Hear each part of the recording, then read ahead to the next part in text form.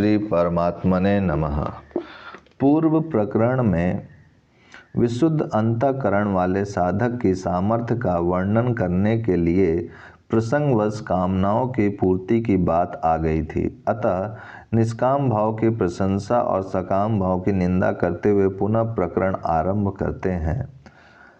थोड़ा सा विचार करने पर प्रत्येक बुद्धिमान मनुष्य की समझ में यह बात आ जाती है कि इस प्रत्यक्ष दिखाई देने वाले जगत के रचयिता और परमाधार कोई एक परमेश्वर अवश्य हैं। इस प्रकार जिनमें यह संपूर्ण जगत स्थित हुआ प्रतीत होता है, उन परम विशुद्ध प्रकाशमय धाम स्वरूप पर ब्रह्म परमात्मा को समस्त भोगों की कामना का त्याग करके निरंतर उनका ध्यान करने वाला साधक जान लेता है। यह बात निश्चित है कि जो मनुष्य उन परम पुरुष परमात्मा की उपासना करते हैं और एकमात्र उन्हीं को चाहते हैं, वे इस रजो वीरमय भोगमय जगत को लांघ जाते हैं। किसी प्रकार के भोगों में उनका मन नहीं अटकता, वे सर्वथा पूर्ण निष्काम होकर रहते हैं। इसलिए उन्हें बुद्धिमान कहा गया है, क्योंकि जो सार वस्तु के लिए आसार को त्याग दे वही बुद्धिमान है। वह आत्मज्ञ समस्त कामनाओं के उत्कृष्ट आश्रयभूत उस ब्रह्म को जानता है जिससे यह संपूर्ण जगत अर्पित है और जो स्वयं शुद्ध रूप से प्रकाशित हो रहा है। इस प्रकार के आत्मज्ञ पुरुष की भी जो लोग निष्काम भाव से मुमुक्ष होकर परम देव के समान उपासना करते हैं, वे बुद्धिमान पुरुष शरीर के उपादान कारण रूप मनुष्य देह के बीज को अतिक्रमण कर जाते हैं, अर्थात फिर योनि में प्रवेश नहीं करते। अब सकाम पुरुष की निंदा करते हुए ऊपर कही हुई बात को स्पष्ट करते हैं। जो भोगों को आदर देने वाला है, जिसकी दृष्टि में इस लोक और परलोक के भोग सुख के हेतु हैं, वही भोगों की कामना करता है और नाना प्रकार की कामनाओं के कारण ही जहाँ जहाँ भोग उपलब्ध हो सकते हैं, वहाँ वहाँ कर्मानुसार उत्पन्न होता है।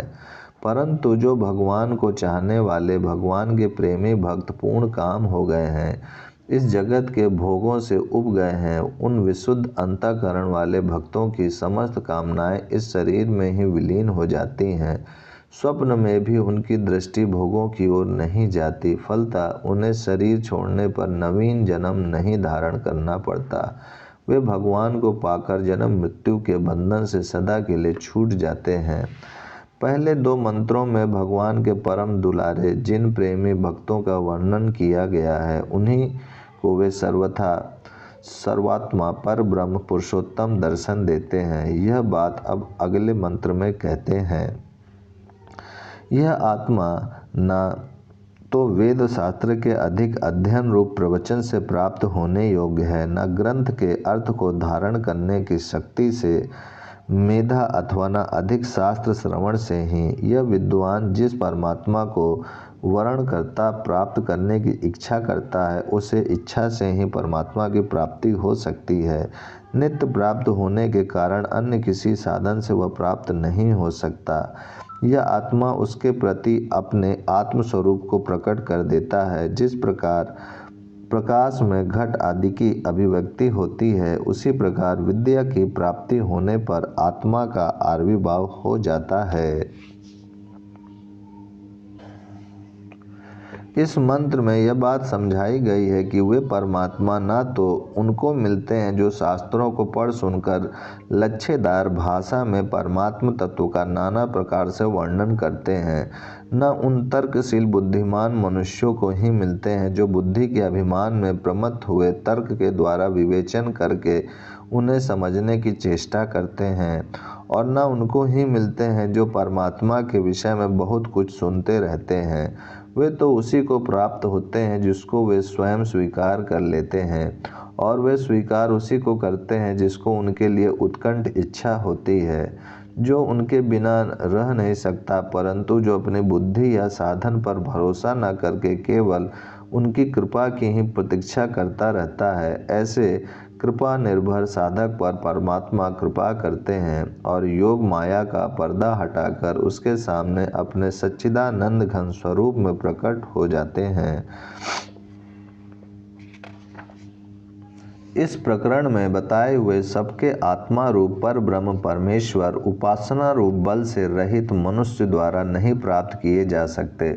समस्त भोगों की आशा छोड़कर एकमात्र परमात्मा की ही उत्कंठ अभिलाषा रखते हुए निरंतर विशुद्ध भाव से अपने इष्ट देव का चिंतन करना, यही उपासना रूपी बल का संचय करना है।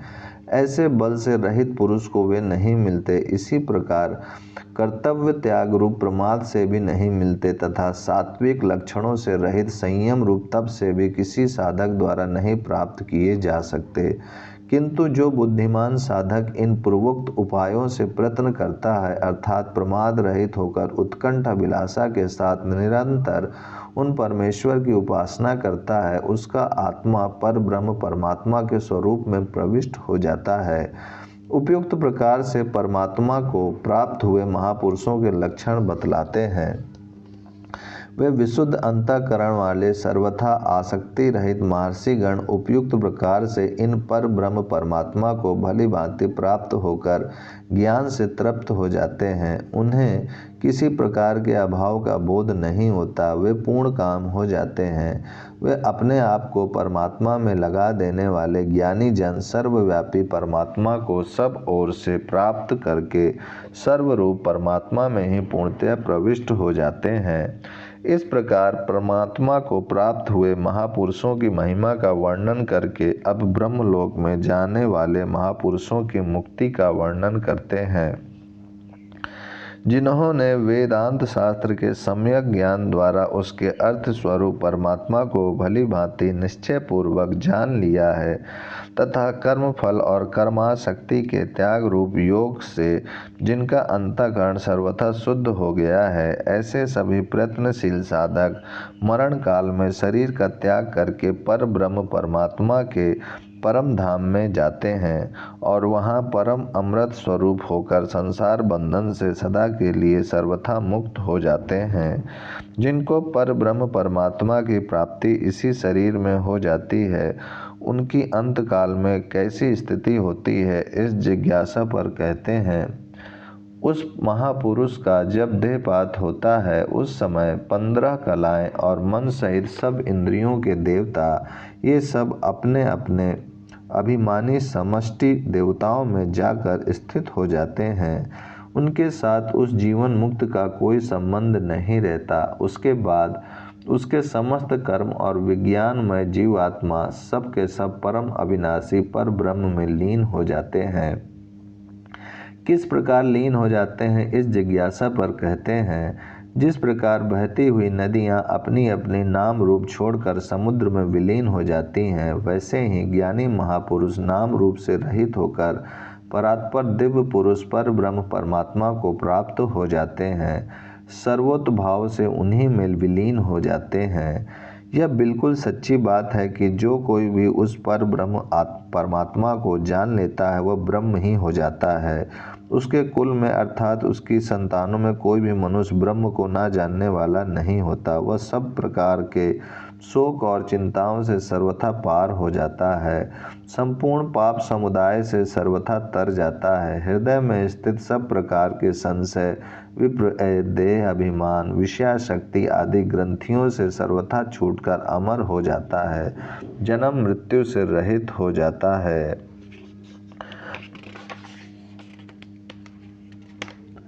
जिसका इस उपनिषद में वर्णन हुआ है, उस ब्रह्म विद्या के विषय में यह बात ऋचा द्वारा कही गई है कि जो अपने अपने वर्ण आश्रम और परिस्थिति के अनुसार निष्काम भाव से यथा योग कर्म करने वाले, वेद के यथार्थ अभिप्राय को समझने वाले, पर ब्रह्म परमात्मा में श्रद्धा रखने वाले और उनके जिज्ञासु हैं, जो स्वयं एक ऋषि नाम से प्रसिद्ध प्रज्वलित अग्नि में शास्त्र विधि के अनुसार हवन करते हैं तथा जिन्होंने विधि पूर्वक ब्रह्मचर्य व्रत का पालन किया है, उन्हीं को यह ब्रह्म विद्या बतलानी चाहिए। उस ब्रह्म विद्या रूप इस सत्य का पहले महर्षि अंगिरा ने उपयुक्त प्रकार से शनक ऋषि को उपदेश दिया था। जिसने विधि पूर्वक ब्रह्मचर्य व्रत का पालन नहीं किया हो, वह इसे नहीं पढ़ पाता, अर्थात इसका गुण अभिप्राय नहीं समझ सकता। परम ऋषियों को नमस्कार है। परम ऋषियों को नमस्कार है। इस प्रकार 2 बार ऋषियों को नमस्कार करके ग्रंथ समाप्ति की सूचना दी गई है। द्वितीय खंड समाप्त। तृतीय मुंडक समाप्त। अथर्ववेदीय मुंडकोपनिषद समाप्त। ओम शांति शांति शांति।